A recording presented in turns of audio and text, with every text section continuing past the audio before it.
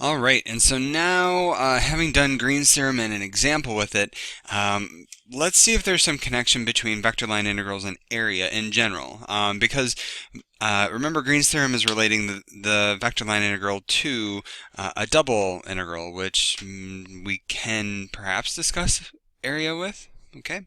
Um, all right, so we have this example here. So we need to compute this. Fine. Where C is a circle of radius A oriented counterclockwise with center at the origin. Okay. Well, just from what we see here, we can pull out that f of x and y, so our vector field is minus y comma x, right? Okay, and okay, so and so if we're supposed to compute this, does Green's theorem apply? And so this is always a check that we need to do, and so formally we would need to, in a certain problem in homework, we would need to go through and do all the checks, but closed and bounded region, yep, simple piecewise C1 curves, yep.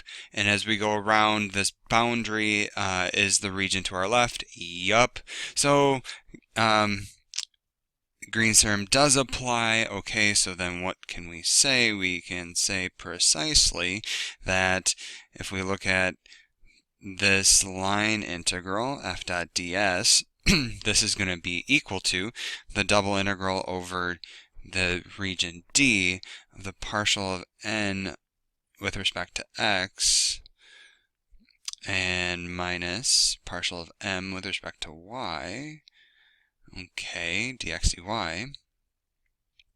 Okay, well, this is going to be the double integral of d, and let's see, okay, partial of n with respect to x, okay, that's 1, and then we have minus and negative 1, okay, dx dy, so this is just twice, so this is going to be twice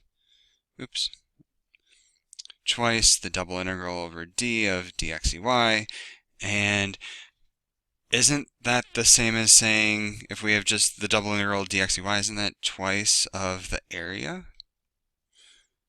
of d? Right? I think so. Okay, and so really this is kind of an amazing result. But before we go on, where did we use in this problem, where did we use our specific C and D? Well, I mean, we had to check that Green's theorem applies, but that's kind of fine. But I guess we didn't really use it, right? So maybe this can generalize.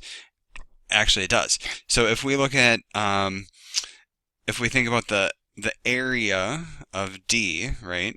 So we said if we look at this, right, that was 1/2 if we remove that over.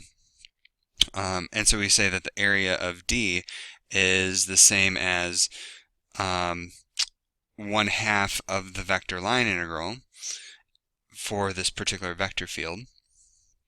And we also say that here, that we have half of twice, and we can represent the area. And I think this is a typo. Nope, it's right. 1/2 of twice the double integral, okay, over the region D.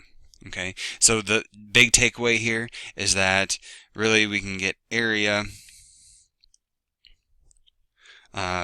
by just considering the boundary.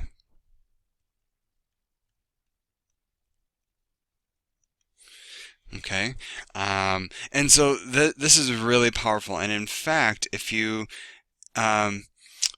look up, there's an engineering tool called a planimeter, or it looks like planimeter, but I think it's formally pronounced planimeter.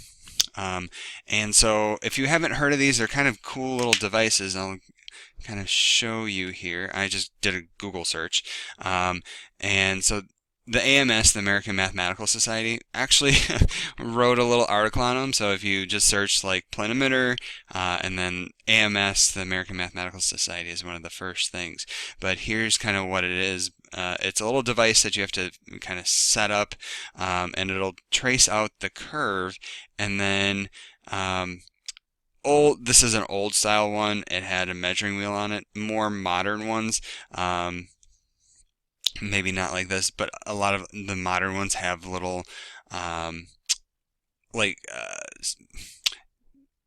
little windows on them that look a lot like a calculator, but you can actually read off the area that they trace out, and it's kind of cool. It can trace out any region, just and if you read through the AMS article here, it actually kind of goes through the mathematics. So I encourage you to take a look if that is something of interest to you.